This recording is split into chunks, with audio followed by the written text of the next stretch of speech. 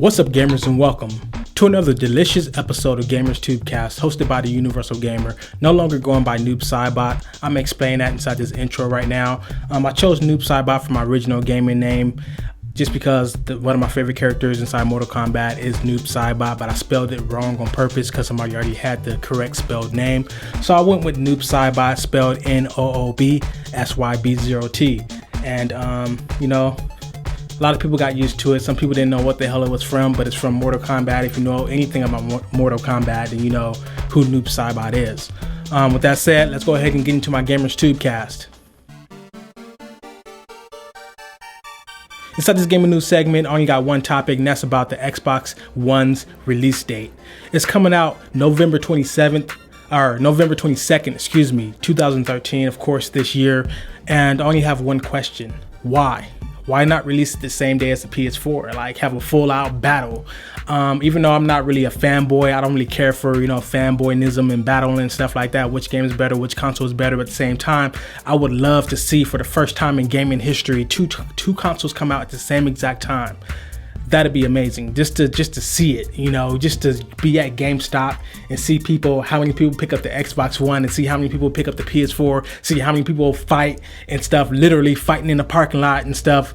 That stuff is funny, sad, and ridiculous all at the same time, because it's sad more than anything, because like, you're not going to fight nobody inside a grocery store because they pick up Hillshire Farm hot links instead of Foster Farm. It's like, it's funny when you think of it that way. It's the same thing when it comes to everything, though. I mean, everybody going to have their own personal things they like and personal opinions. So with that said, man, let's move over to my next segment. So inside the Spit Game segment, I got literally a couple of things to talk about. The first thing I want to spit game about is Killzone Mercenaries. It comes out tomorrow. By the time you're watching this, it's a day or two after it came out, and by the time you're watching this, I'm having hella fun. I'm recording gameplay right now as I speak, and I probably got some gameplay up as I speak. Who knows? This all depends on how much stuff I got to do. But anyways, with that said, though, Killzone Mercenaries, the only thing I'm worried about is that the multiplayer is going to be too easy.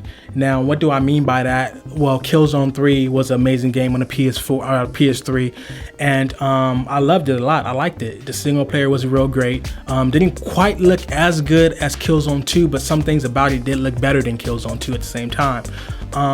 But the multiplayer was too damn easy. That would turn me off of Killzone. I played with the multiplayer for about 50 hours. Maybe not that. Actually, no, I think about 50 hours. But I just got so sick of just raping people. One shot kills with the sniper rifle is just so damn easy. And you guys seen my montage when I barely had the game. That's what, like a week after the game was out, I made a montage, which was a little bit too long to be a montage video. But it was cool, and I was just kicking ass and taking names, and all that footage was from one day within an hour of gameplay of me recording, off screen or whatever. So I'm hoping that Killzone Mercenaries isn't too easy, because that game, once you get the hang of that game, I've been hearing a lot of people complaining about is they suck and that they've been getting their ass kicked. It's one of those games where either you're good at it or you're not good at it. Once you get the hang of it and you get used to it, you're unstoppable. Anybody can be unstoppable inside that game. I am literally unstoppable inside that game. Unless they change up some stuff, I'm going to remain unstoppable inside Killzone Mercenaries for the PS Vita. That game is too damn easy. I know exactly what to do. It's not even about the map. It's about just knowing what to do, knowing what weapon to choose, and knowing when to choose it. And it's just too damn easy. 7 to 10 deaths every game and having like 28 to 35 kills every game. I know that's probably normal for a lot of Call of Duty fans and stuff. Like, dude, I go 45-3 every game. To me, that's boring as hell. Like, I want to have a challenge. I want to be just blah, blah, blah, blah, blah, blah, blah, blah, blah, call in my little perk or whatever, get more kills from that. Blah, blah, blah, blah. And people start leaving the game because they get mad because I'm kicking their ass. It gets boring when there's no competition. It's not challenging or whatever. I have some challenging players that play that's as good as me and better than me, and that's when I had the most fun. But other than that, it's not fun when it's too damn easy online. Unless I'm making a gameplay video and then you guys look at the gameplay like, dang, he's tight. But other than that, when I'm playing by myself, it's not really all that fun when it's like super easy.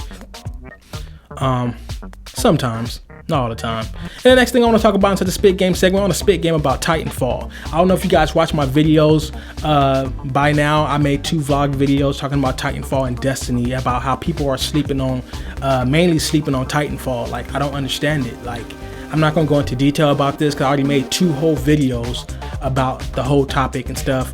And I think I kind of drug it out too long because one video could have been good enough, but I just wanted to stress the point completely, and that's why I made 2 videos. But Titanfall is a beast, and people need to wake up, and I can't wait for a lot of people to eat their words, you know, because you know what, I'm just gonna let this little podcast video speak for itself, and this is just one person. Check it out. Well, let's talk about Titanfall. Did anyone play it, or?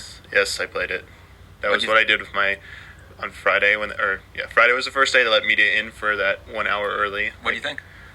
So I don't know if anyone follows me on when I talk on Invisible Walls about shooters, but I have just disdain for modern first-person shooters. I haven't really liked a shooter since I enjoyed the original Halo and Halo 2, but I mostly liked GoldenEye and Perfect Dark. Those are the last, and all old PC first-person shooters. Those are the ones I like. I think I like where you're going with this. So once the 2000s rolled around and the PS2 and GameCube came around, I started disliking first-person shooters. And I was reluctant with Titanfall because given Infinity Ward's pedigree, Call of Duty, is is this really just going to be another kind of Call of Duty clone? What is it going to be like? And I will say that demo, I had a lot of fun playing that. And as a person who does not really play a lot of modern first-person shooters at all, especially the competitive or multiplayer component of it, it was really easy to get into and follow, and I had a lot of fun. And just that the Titan, the mech aspect of it, once I got into that and was playing around with that I like the old Mech Warrior games, and getting kind of that feel. It wasn't as deep deep as that, but just tapping into that feeling again. I had a lot of fun playing that game. I love that the mechs are fast. Yes, though. I like they're not these plodding. Yes, the dash, you push the button, you push whatever the jump button is the dash button. So you dash around. I'm like, okay. You see a bunch of guys in front of you, just dash through them and kill them all. Yeah, I was getting this is maybe first person virtual on right now, going around, and then just when you're out of the Titan, just the platforming, being able to it's such a vertical game. I was really enjoying that, running up on the buildings, doing the parkour and platforming, and just getting into a position to shoot people. I was like, all right, it feels like I can go almost anywhere in this map. I'm not constrained to the ground. I'm not constrained to corridors. So you just got done watching that video, and like I said, that's just one person out of a lot of people that's skeptical about shooters these days. So that said, let's move it over to my next segment.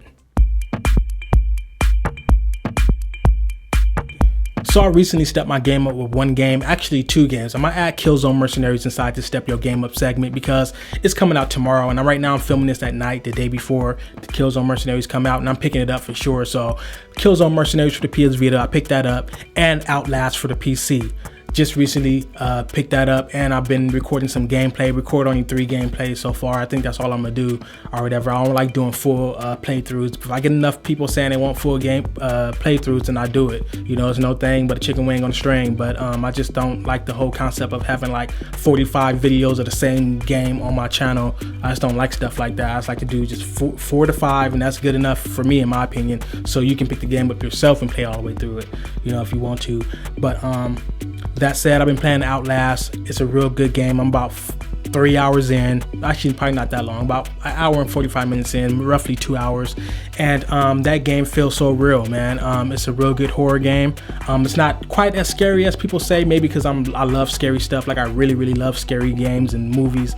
But it's not quite as scary, but it still has that survival horror aspect to it, to where you're surviving your ass off and you're running from these monsters. Don't know when they're gonna pop out, and just the eeriness, the atmosphere is what grabs you and stuff. This game single-handedly remind me of some nightmares I used to have as a kid and stuff, and some I still do have, which I don't consider as nightmares. They're kind of cool or whatever. I write down ideas from them, so if I do ever make a game. But anyways, this remind me of a dream I had before. Of I don't know if people had this kind of dream too, where you have a dream that you're playing a game, but you're inside the game, and it's also feel like a movie at the same time. That's exactly what that game feel like. I love how the character reacts to the environment. I love how I can go to the corner and my character will grab the wall, and I can barely press the right trigger if you're using the controller for PC. Barely press it, and he'll ease around the corner like that, and I let it go, he go like that. That is so sick. Like, I know it's small things, but it's, like I say, for like the 500th time, small things can make a big difference, you know? So yeah, man.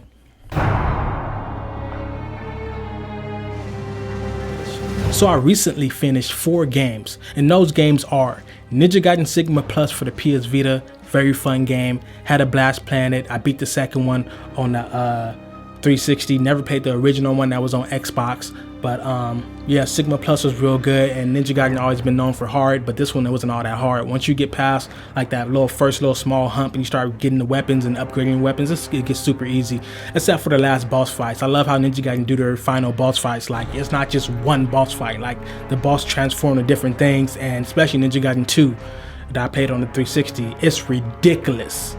You fight like so many people at the end of the second one, and you can't, there's no way for you to get more health. You gotta make sure your health lasts between 3 or 4 phases of the last boss fight, and I like stuff like that. It really feels good once you beat it.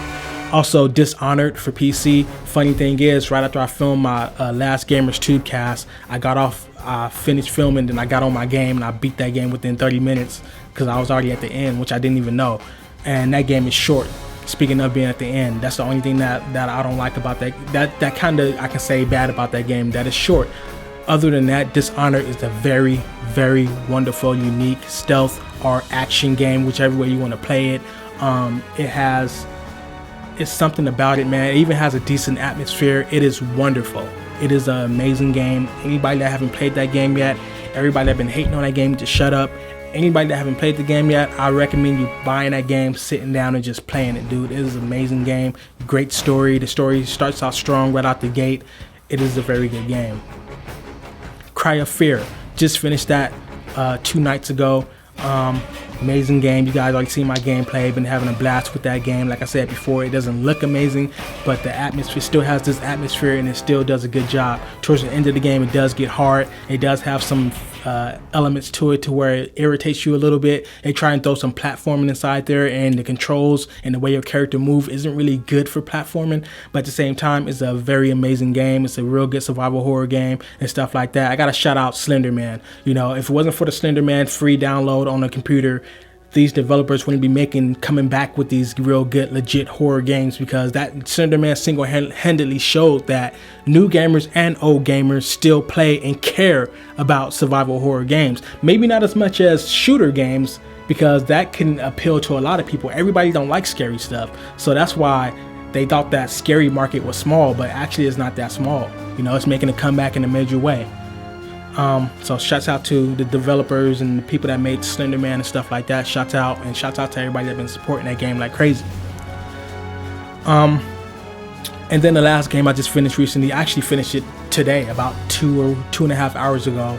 Assassin's Creed 2 for PC. Yes, I know I'm late. After beating Assassin's Creed 1 when it first launched, I loved Assassin's Creed 1, and then the second one came out, then another one came out, and then I just decided to wait till they come out with a complete bundle, which I thought they were going to come out with, and they never did. So I went ahead and started playing Assassin's Creed 2, finished it, and had a blast with it. Big step up from the first game. I understand why now. I understand why people are so addicted to the game, and, you know, yeah.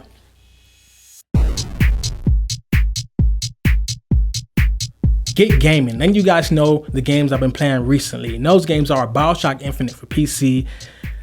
I honestly don't feel that it quite touches the first game, and it's not just because that game came out first, so it's the better one because it's the first game. No, it's just that BioShock Infinite has some real good story to it, even though I was still kind of confused on what the hell is going on, but it has some real good gameplay, kind of too much action.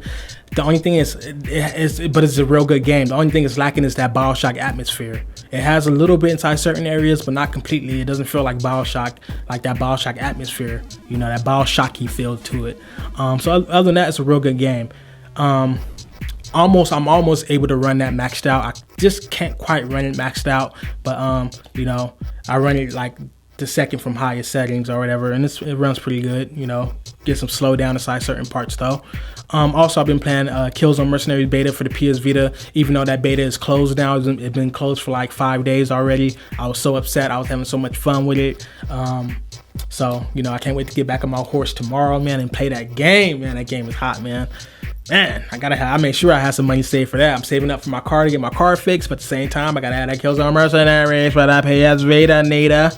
But anyways, yeah, man, another game I've been playing is Crysis 2 for the PC. I decided to throw that on real quick. I don't know why, what made me think about it, but I threw Crysis on, started playing it, and I said this a while back that it had this 30 frame per second bug inside of it. Like all of a sudden the game will start running at 30 frames per second for like it'll lock itself at that frame rate for an unknown reason. I first thought it was my PC until I went onto forums and I tried everything that people said and it didn't work. But recently I just turned it on and started working. So I've been playing that game on extreme settings, DirectX 11, getting about 65 to 75 frames per second. And sometimes it dips down to 45 to 55. I could run it at max settings at ultra, but when it dips down to like 25 to 35 frames per second, and I ain't having that. I gotta have a smooth gameplay, so I keep it at extreme, and it stays around, you know, a decent 55 to 65 at the most, for the most part. And the last game I've been playing recently, which took me a long time to get back into, thanks to Dark Souls, but Skyrim. You know, I already beat Skyrim a long time. I've been beat Skyrim, but you know, there's a lot more stuff to do inside Skyrim, side missions and all kind of other stuff to wonder about and do, and mods. I've been downloading mods, so you know, I've been playing that game again with mods, and it's been hard for me to get back into it, but now I'm finally kind of almost all the way back into it, because it's like after playing a game like Dark Souls and I go back to Skyrim, not that those games are similar, but Dark Souls has some super realistic sword and shield gameplay, and that's all I use inside all my like games like that. I don't use magic or nothing. I always use sword and shield and crossbow, and playing Skyrim and using the sword and shield and fighting these enemies, it was just too damn easy. Like, I'm like, dude, thanks a lot, Dark Souls, damn it. Now this game feels like it's just mediocre now as far as the combat is concerned. So yeah, let's move it over to my next segment. Next segment, gaming rant. Now, I don't know if you guys heard about this or not, but I'm bringing it to your attention. Just recently, about 2 or 3 weeks ago, this 8-year-old boy shot his grandmother. That's not allegedly. Shot his grandmother allegedly after playing GTA 4. Now, that's what the news covered. That's what they say happened, or whatever the case may be. Now, I'm not ranting. This rant ain't about the 8-year-old boy, even though it should be. And the only thing I'm saying about him, I don't know the kid, so I don't know where his mind was at. I don't know if he have any psyche problems or anything like that. All I know is they need to get him some help, make sure that don't stay on his mind forever, make sure that they really evaluate how he lived his life after that moment, because he can end up becoming a killer or becoming real mental and or not really mental, but crazy after that or something like that. But he shot his grandmother in the head after playing GTA 4. Now here's where the rant comes in. I'm gonna save the main rant for the last thing, and I'm trying not to stretch this out too long. But first and foremost, what caught my attention, his grandmother was 90 years old. First off, what the hell a 90-year-old woman doing watching an 8-year-old? Another thing, where the hell was his actual parents at? And at the same time, what is an 8-year-old doing playing GTA, which is an M-rated game? I think they need to come out with a commercial and actually explain these ratings of games, because people are not understanding. If it's rated M, that means 17 years or older. That doesn't mean that you got to be that age to buy it. That means you got to be that age to play it. Now, the thing is, I know a lot of 12-year-olds, 13-year-olds, 14-year-olds, even 11 and 10-year-olds that play M-rated games, and it doesn't affect them. They see it as just a video game. That's it, just like a movie. They see like the Saw or something just like a movie. They don't see it as, oh, wow, they're doing this to this person, so I'm gonna try that. No, people don't think like that. People with corrupted minds think like that, you know. So it messes it up for everybody else that's under the age, and it messes up for gamers in general or whatever. So yeah, so I don't understand why he's playing a GTA game and being watched by a 90-year-old woman and his actual parents being nowhere around. So here's where my biggest rant comes in about this whole story. The news anchor people, which I'm not blaming them, I'm blaming whoever wrote the story. They straight up said that the kid was 8 years old, and he shot his grandmother in the head, which is true, that's factual, after playing GTA 4, which is a game that rewards points for killing people. Where the f did you get your information from? Because you sure as f didn't get it from the developers, you sure as f didn't get it from no damn gamers out here, and you sure as f didn't get it from I don't know where did you get that? Where the f did you get that from? Name one GTA game that rewards points for killing people. Name fucking one. I dare you to name one. The closest thing to that is GTA 1, which a lot of fucking gamers haven't even seen gameplay of Grand Theft Auto 1. And that game didn't too much reward you for killing people, but you can run over people on sidewalks, and it kind of somewhat gave you points in a certain kind of way. And then when GTA 1 was out, that game was a super gory like games are today. It was a top-down game, and it was on PC, and then it was on, I think it got ported to PlayStation 1, and that fucking kid wasn't even alive at the time. And a lot of fucking gamers that love GTA never even played GTA 1 or 2 and barely played 3. So name one fucking GTA game that rewards you points for killing people. If anything, the game punishes you for killing people by doing what? The police will come out of nowhere, and the more people you kill, the more police will come out, SWAT cars and stuff like that, armored vehicles, they come out with shotguns, the FBI and all that kind of shit. Nigga, name one fucking GTA game that rewards points for killing people. Wow. Fucking wow. And then that brings me back to a point that I made a while back when people were talking about games kill people. Games don't kill people. Stupid people who play games kill people. McDonald's don't make you fat. People that sprung and just can't control their hunger and their appetite that goes to McDonald's make you fat. I wanna sue McDonald's because it made me fat. No, you made you fat. Your appetite, you can't control your own hunger, made you fat. You making the money, you going to McDonald's, you're ordering the food, you get the food on a tray, sit your ass down, unravel the food and eat. You have all that time to change your motherfucking mind. It got nothing to do with the people. If that's the case, what the fuck is up with all these fucking violent movies? Some of these movies should be banned then. You know, I still live by I Spit on Your Grave, that movie, unrated version, the remake of the old one. I still say that movie is still disturbing. Like the part in I Spit on Your Grave where he had the gun and he put it right next to his penis and had her suck it. And the way the camera angle is showing is showing as if you're looking at that happen. I felt guilty watching that damn movie. That movie is that damn disturbing. Then they fucking her right there on the dirt road, just hitting it from the back and pulling their hair and all that. Oh, he's saying all that on YouTube. Well, it's on movies. People don't say nothing about movies. So when it comes to these video games, which don't do nothing like that, people make a big deal about it, saying video games kill people. No, people with fucked up minds that already are messed up kill people. It's like Chris Tucker said, and I said this before, one of my favorite Chris Tucker movies, Money Talks.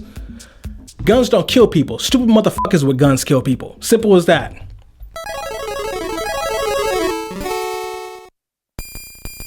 Top 5 games of the month. Enough ranting. That said, the number 5, Killzone Mercenaries, comes out on the PS Vita tomorrow, which is the 10th. Amnesia, Machine for Pigs, comes out tomorrow as well on the 10th for PC. Armored 3, the full version, comes out on the 12th for PC. Total War Rome 2 is already out. It came out on the 3rd for PC. And last but not least, at number 5, I don't have to even tell you that. Actually, I shouldn't even tell you. You already know what's number 1 that's coming out this month. Simple as that.